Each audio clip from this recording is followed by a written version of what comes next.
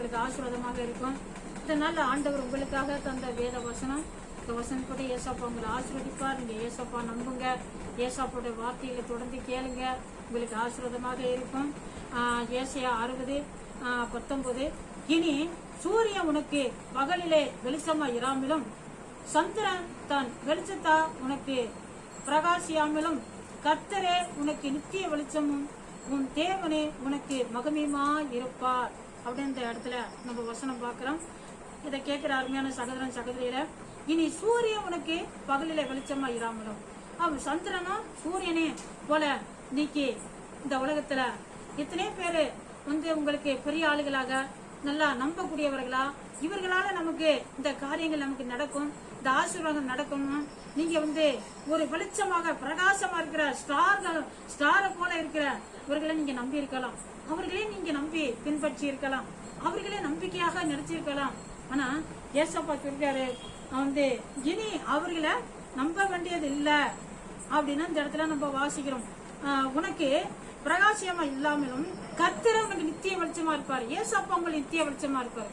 அவர்களெல்லாம் நீங்க நம்ப வேண்டியதுல சூரியனை போல சந்திரனை போல இவ்வளவு ஒரு பிரகாசம், அதை காட்டிலும் ஏசப்பா உங்க மேல அவ்வளவு தூரம் ஒரு வெளிச்சமாக ஒரு பிரகாசமாக உங்களை ஒரு ஆசீர்வாதமா வைப்பாருங்கிறத இந்த இடத்துல நம்ம வாசிக்கிறோம். அருமையான சகோதரன் சகோதரிகளும் அதே போல நம்ம இந்த இடத்துல வாசிக்கிறோம், உன் தேவனே உனக்கு மகிமையுமா இருப்பார். மகிமை, ஆண்டவரோட மகிமை உங்க மேல இருக்கும். நீங்க கர்த்தருடைய பிள்ளைங்கிறத நல்ல ஒரு வெளிச்சமாக ஒரு பிரகாசமாக ஆண்டவரோட சாயலாக காணப்படும். அது மட்டும் இல்ல, ஆண்டவரோட சாயல், நீங்க கர்த்தருடைய பிள்ளைங்கிறது சாயல் உண்டாகும். அது மட்டும் இல்ல, இன்னொரு இடத்துல இன்னமும் நம்ம அந்த இடத்துல பார்த்தோம்னா ஆண்டவரோட நாமம் உங்க மூலமா என்ன செய்யும், மகிமைப்படும்.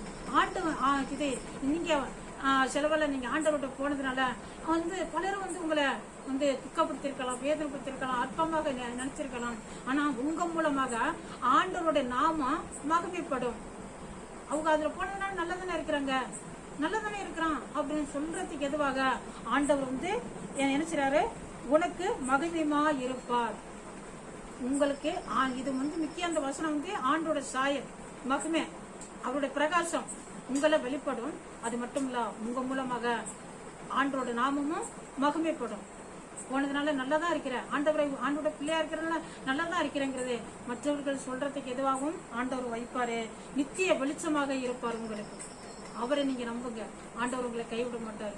உங்களுக்கு என்ன எதை நீங்க நம்பி இருக்கிறீங்களோ இந்த உலகத்துல அதெல்லாம் நீங்க நம்புற காட்டிலும், சூரியனை சந்திரன் நம்புறதை காட்டிலும் ஏசப்பா நீங்க நம்பி பாருங்க, அவர் உங்களுக்கு நித்திய வெளிச்சமாக மகிமையாக இருப்பார். இதனால உங்களுக்கு ஆசீர்வாதமா இருக்கு நான் ஜெபிக்கிறேன். பரிசுத்தம் நல்ல பிதாவே, தோத்திரம் நன்றி ஏசப்பா. ஆண்டவரே, இந்த வசனத்தை கேட்ட உங்க பிள்ளைல ஒவ்வொருத்தரையும் ஆண்டவரை தனித்தனியா பேர் பெறா தொட்டு ஆசீர்வதிங்க ஏசப்பா. ஸ்தோத்திரம் ஐயா, ஹல்லேலூயா, ஸ்தோத்திரம்.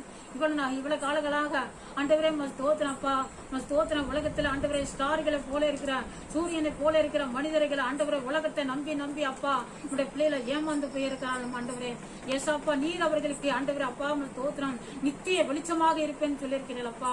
ஏசாப்பா, கடைசி வரை வெளிச்சமாக இருப்பேன்னு சொல்லியிருக்கிறீர்கள் அப்பா. ஆண்டவரை முன்னே நம்புறதுக்கு இந்த இடத்துல நாங்க வாசிக்கிறோமே ஏசாப்பா, நீர் உதவி செய்யும். இந்த பிள்ளைகளோட ஆசீர்வதி ஆண்டவரே, நீர் உங்களோட பிள்ளைகளை கேட்கிற ஒவ்வொருத்தருக்கு ஆண்டவரே நித்திய வெளிச்சமாக இருங்கப்பா, மகிமையாக இருங்கப்பா. ஆண்டவரே ஸ்தோத்திரம், பிள்ளைகள் மூலமாக நாம மகிமைப்படட்டும்.